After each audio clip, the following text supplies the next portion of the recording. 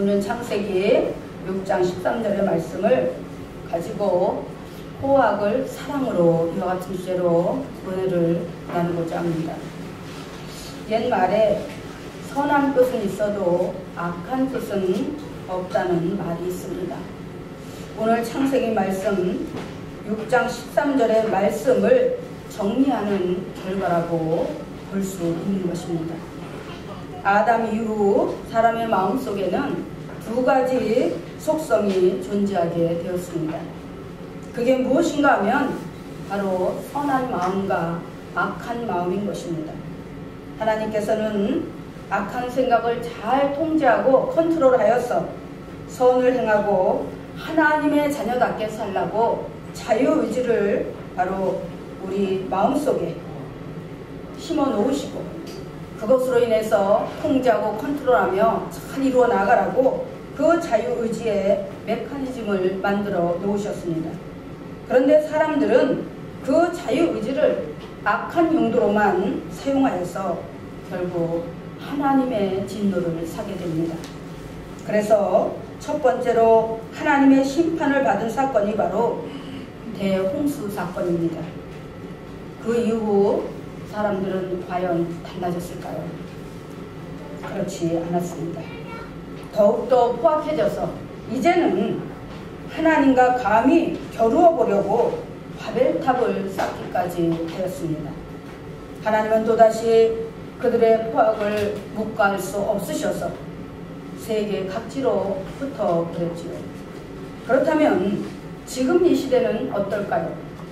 세상 지식으로 다듬어지고 포장된 인격체로서 상식이나 교양이라는 메커니즘으로 인해 고상하고 부드럽고 온유하고 겸손해졌을까요?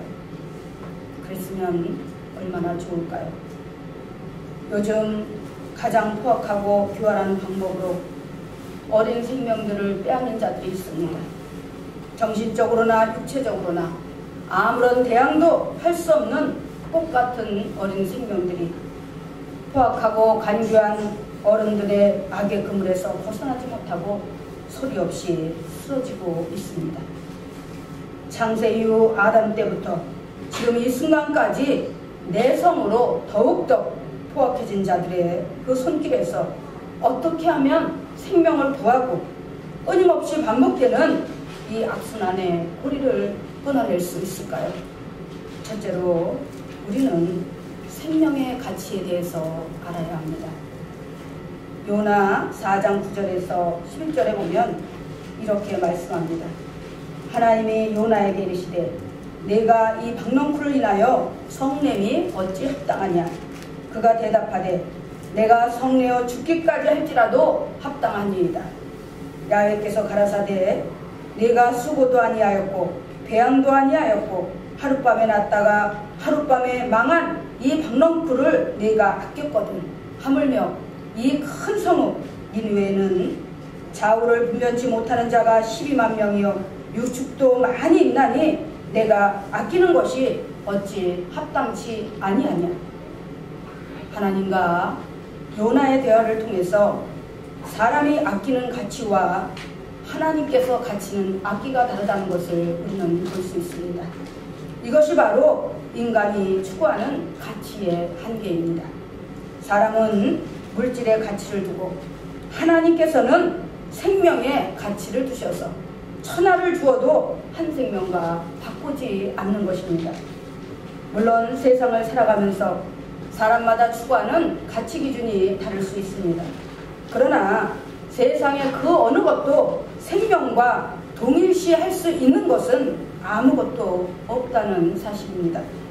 생명의 가치보다 세상의 물질에 더 가치를 두고 바로 사랑했던 나오미의 가정이 어떻게 몰락해 갔는지 여러분은 너무나 잘 아실 것입니다.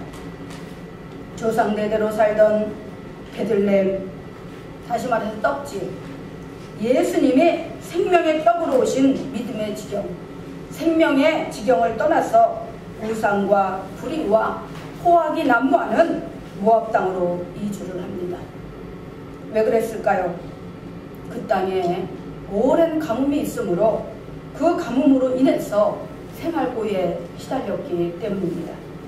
그런데 나오미의 가정만 그런 것이 아니고 그 지경에 사는 모든 사람들이 다 똑같이 겪는 그런 어려움인데 그 보편적인 상황을 극복하지 못하고 나오미의 가정은 모압으로 이주를 했던 것입니다.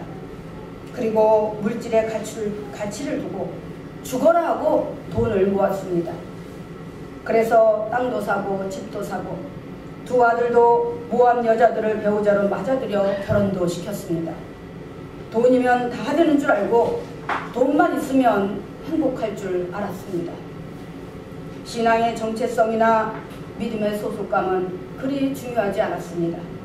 하나님께 선택받은 믿음의 백성이라는 자부심도 특별한 은총도 헌신짝 벗어버리듯 벗어버렸습니다. 이제 모압 땅에서 그렇게 육신의 것만 추구하며 잘 살면 되는 것이 그들의 목적이요 목표였습니다. 그러나 갈라디아서 6장 8절에서는 생명의 가치를 소홀히 여기고 육신의 정욕만 쫓아 사는 자들에게 이렇게 경고하고 있습니다. 자기의 육체를 위하여 심는 자는 육체로부터 썩어질 것을 거두고 성령을 위하여 심는 자는 성령으로부터 영생을 거두리라. 할렐루야. 네. 결국 나오미의 가정은 풍비박산 나고 남편과 두 아들을 잃어버리고 빈털터리가 되어서 다시 고국 고향 땅 바로 베들레헴으로 돌아오고 말았던 것입니다. 포악을 뿌리 뽑고 평화롭고 아름다운 세상을 만들어가기 위해서는 반드시 가장 중요한 가치가 무엇인지 우리는 알아야 하고 바로 그 가치는 생명이라는 것을 여러분 모두 명심하시기를 주의 이름으로 축원합니다.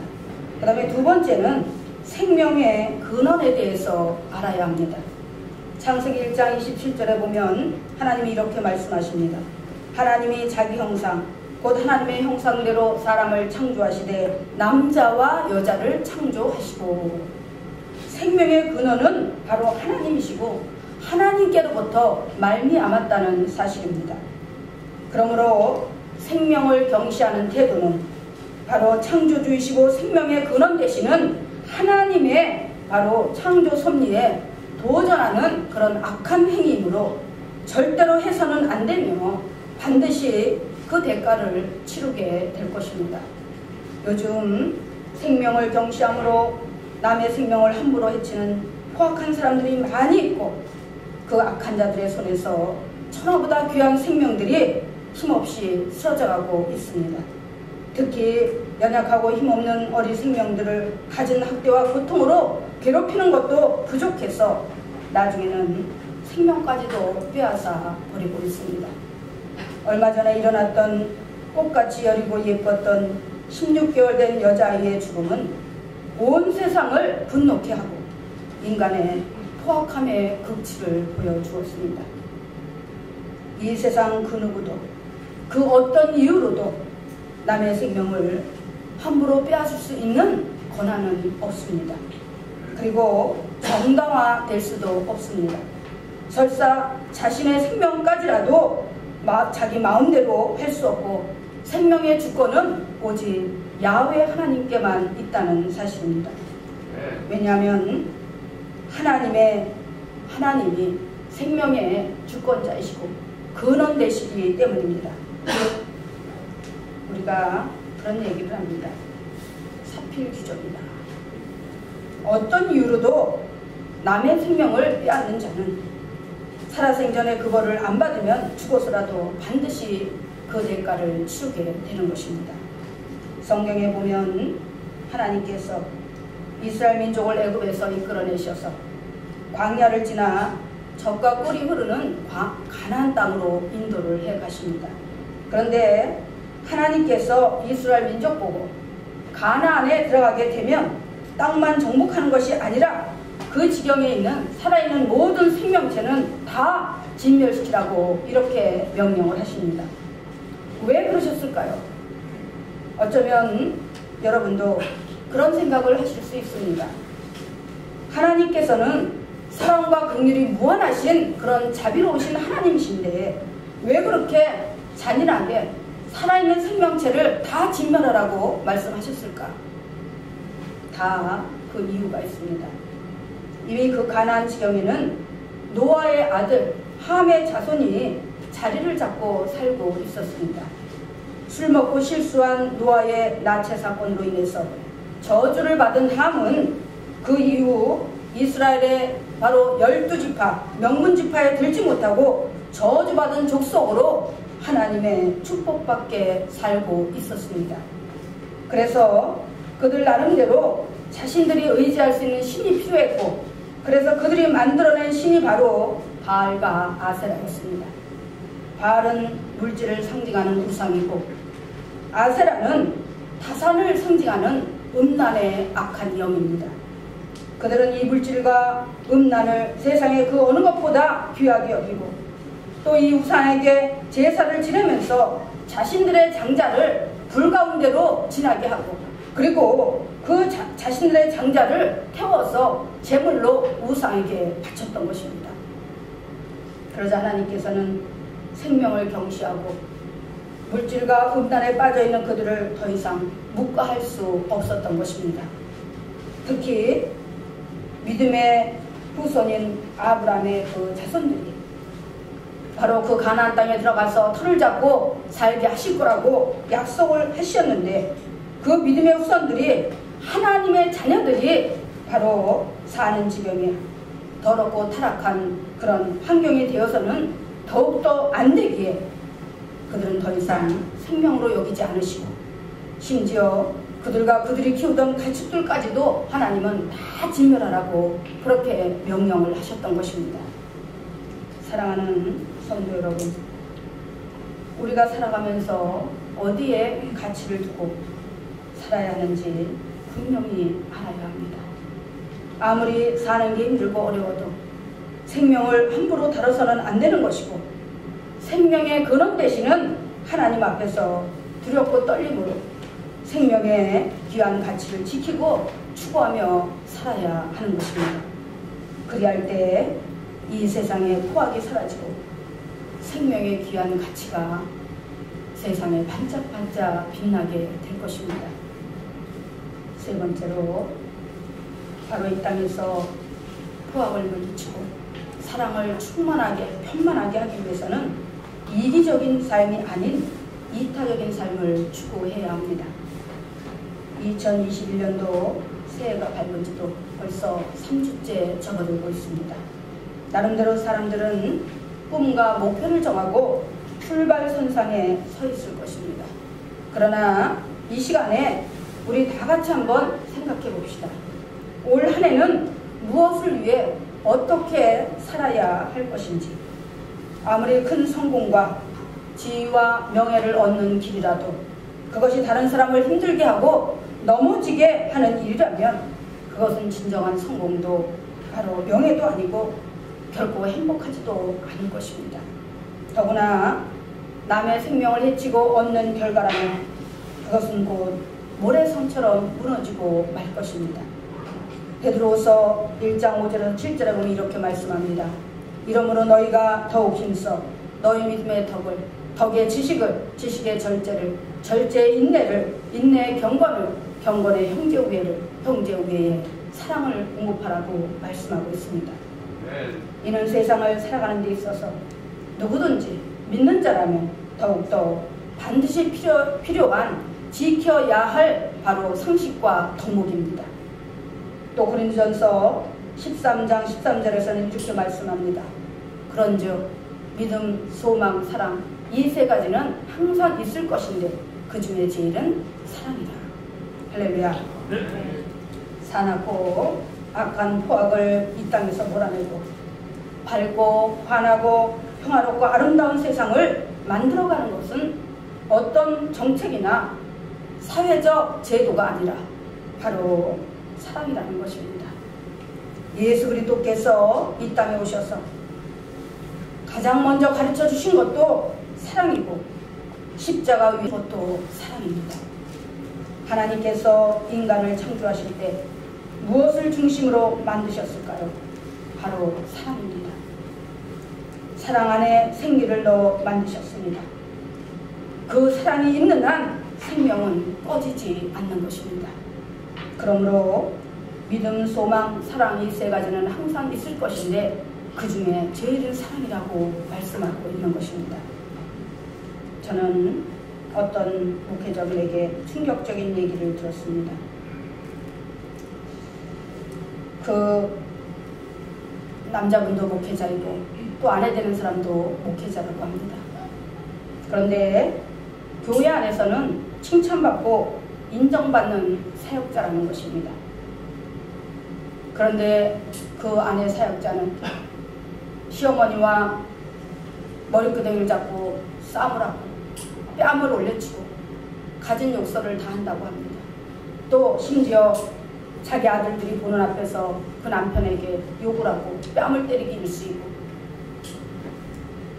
그렇다고 그런 얘기를 하면서 말을 하는데 참으로 저는 안타깝고 비통한 마음이 들었습니다. 어쩌다가 세상이 이렇게 되었을까요? 지금 세상에서는 한 번도 경험해 보지 못한 많은 일들이 일어나고 있습니다. 왜 그럴까요? 저는 그 이야기를 들으면서 정말 그게 사실일까? 과연 그 사람이 목회자일까? 그런 생각을 수도 없이 하면서 참 마음이 참담했습니다. 마태복음 7장 21절에서 23절에 보면 이렇게 말씀합니다. 나더러 주여 주여 하는 자마다 다 천국에 들어갈 것이 아니라 다만 하늘에 계신 내 아버지의 뜻대로 행하는 자라야 들어가리라. 그날에 많은 사람이 나더러 이르되 주여 주여 우리가 주의 이름으로 선지자 노릇하며 주의 이름으로 귀신을 쫓아내며 주의 이름으로 권능을 행치 아니하였나이까 하리니 그때 내가 저희에게 밝히 말하되 내가 너희를 도무지 알지 못하니 불법을 행하는 자들아 내게서 떠나가라 하리라. 지금 세상에는 많은 교회가 있고 그리고 목회자가 있습니다. 그리고 성도들은 너무도 많이 있습니다. 그런데 바로 그런 자들이 교회에 와서는 주여 주여 하나님 아버지 이렇게 입버릇처럼 고백하고 표현하면서 세상에 나가서는 또 자기 주변에 있는 사람들이 보는 앞에서는 사랑을 실천하지 않는다는 거예요. 하나님의 자녀로서의 사랑의 향기도 모습도 보이지 않는다는 것입니다. 또 주의 종들도 마찬가지입니다. 강단에서는 아주 거룩한 척, 능력 있는 척 이렇게 정말 성도들에게 바른 도덕을 가르치고 윤리를 주장하면서 자기들은 그렇게 살아내지 않는다는 것입니다. 그런 사람들 보고 주님 말씀하는 것입니다.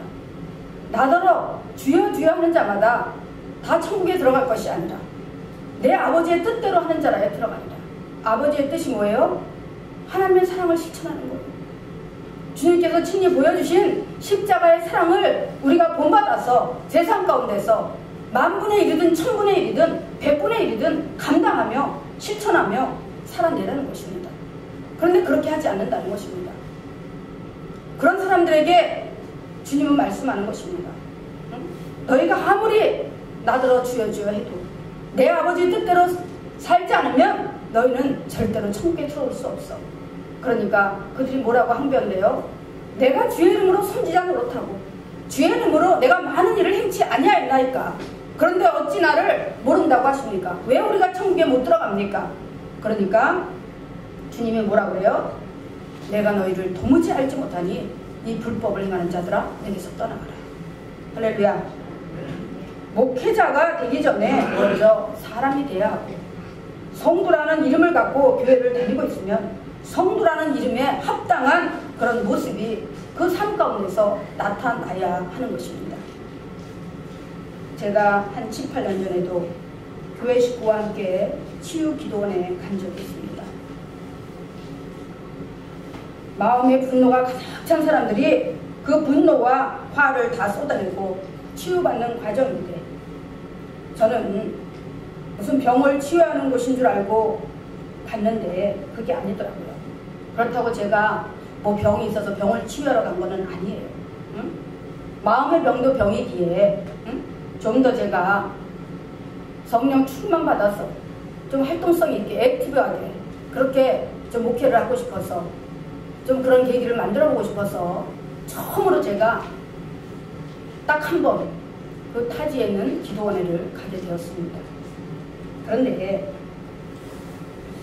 그 기도원에 가보니까 참으로 이상한 사람들이 많이 있었습니다.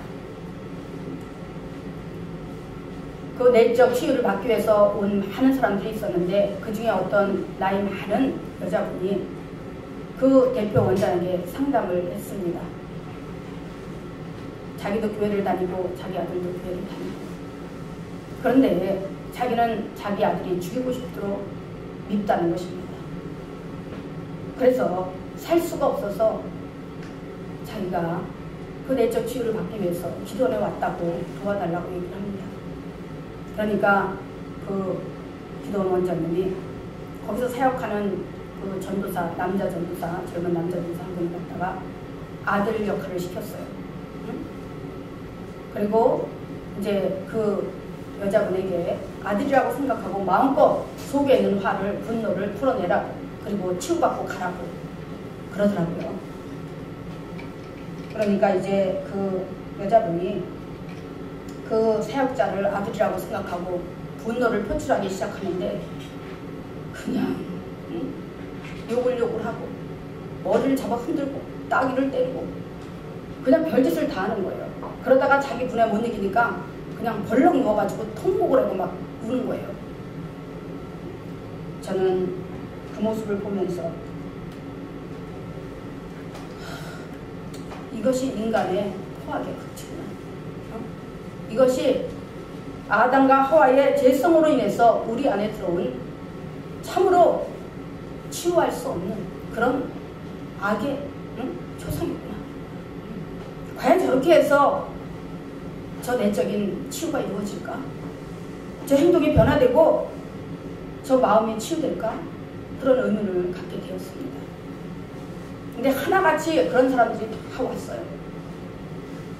물론 그것도 치유의 한 방법이라고 할 수 있습니다. 그렇지만 중요한 것은 사람이 하나님의 말씀을 듣고 그 말씀에 따라서 내가 내 마음을, 감정을 컨트롤하면서 내가 인내하고, 그렇죠? 응? 내가 좀 변화받아야 되겠다. 내가 한 가지라도 좀 지켜내고 변화를 받아서 내가 정말 하나님의 자녀답게 한번 살아봐야 되겠다. 이런 결단과 각오가 있고 그것이 행동으로 실천이 되어질 때, 옮겨질 때 그 사람이 점차적으로 변화받게 되는 것입니다. 그렇죠? 한순간에 그런 행위를 했다고 해서 변화받는 건 아니에요. 응? 저는 그런 모습을 보면서 과연 그 사람이 변화받았을까? 치유받았을까? 자기 삶의 그 현장으로 돌아가서 정말 변화된 삶을 살아내고 있을까? 의문이 들었습니다. 그리고 문득 고린도전서 13장 3절의 말씀이 떠올랐습니다. 거기서 뭐라고 말씀하고 있느냐? 내게 있는 모든 것으로 구제하고 또 내 몸을 불사르게 내어줄지라도 사랑이 없으면 내게 아무 유익이 없느니라. 할렐루야. 그렇습니다. 이 모든 문제의 원인은 사랑이 없기 때문입니다. 고린도전서 13장 4절에서 5절에서 이렇게 말씀하고 있습니다. 사랑은 오래 참고 사랑은 온유하며 투교하는 자가 되지 아니하며 사랑은 자랑하지 아니하며 교만하지 아니하며 무례히 행치 아니하며 자기의 유익을 굳지 아니하며 성내지 아니하며 악한 것을 생각지 아니하며 사랑의 방법에 대해서 말씀하고 있는데 예수님께서도 십자가 위에서 오래 참으시고 성내지 아니하시고 오히려 배려하시고 용서하시면서 온전한 사랑을 성취하셨습니다. 그래서 온전한 사랑은 곧 생명인 것입니다. 예수님은 그렇게 말씀하셨습니다. 나는 율법을 폐하러 온 것이 아니라 내가 율법의 마침이 되고 완성시키러 아니라 무엇으로? 사랑으로 완성시키러 오셨다고 말씀하고 있습니다. 세상은 날이 갈수록 포악해져 갑니다. 생명 경시 현상이 날로 심각해져 가고 있습니다. 사랑하는 성도 여러분, 올해는 무엇보다 하나님을 향하여, 내 가족을 향하여, 교회 식구들을 향하여, 그리고 세상을 향하여 사랑을 실천하며 살면은 어떨까요? 주님께서도 말씀하시기를 마가복음 10장 43절에서 45절에 보면 이렇게 말씀합니다. 너희 중에는 그렇지 아니하나 너희 중에 누구든지 크고자 하는 자는 너희를 섬기는 자가 되고 너희 중에 누구든지 으뜸이 되고자 하는 자는 모든 사람의 종이 되어야 하리라. 인자에 온 것은 섬김을 받으려 함이 아니라 도리어 섬기려 하고 자기 목숨을 많은 사람의 대성물로 주려 함이니라. 또 마가복음 12장 28절에서 31절에서는 주님이 말씀하십니다. 계명 중에 최고의 계명은 바로 하나님과 이웃사랑이라고 말씀하셨습니다.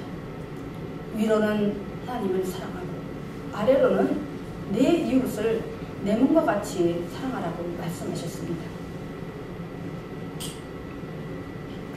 이 말씀은 믿는 자나 안 믿는 자들이나 사람이라면 누구나가 지켜야 될 세상을 살아가는 사랑의 법칙이요 방법입니다.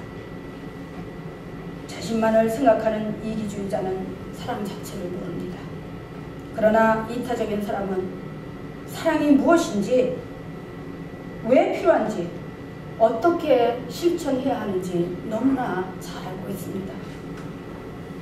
왜냐하면 그들은 그들의 삶의 자리에서 늘 사랑을 실천하고 있기 때문입니다. 올해는 무엇보다도 사랑을 실천하여서 이 땅에 바로 만연한 포악을 몰아내고 그리고 사랑의 군병들이 되셔서 여러분이 가는 어디든 바로 그곳에서 작은 사랑이라도 실천할 수 있는 우리 위대한 신흥교회 성도들이 다 되시기를 주의 이름으로 축원합니다. 사랑의 하나님 감사합니다.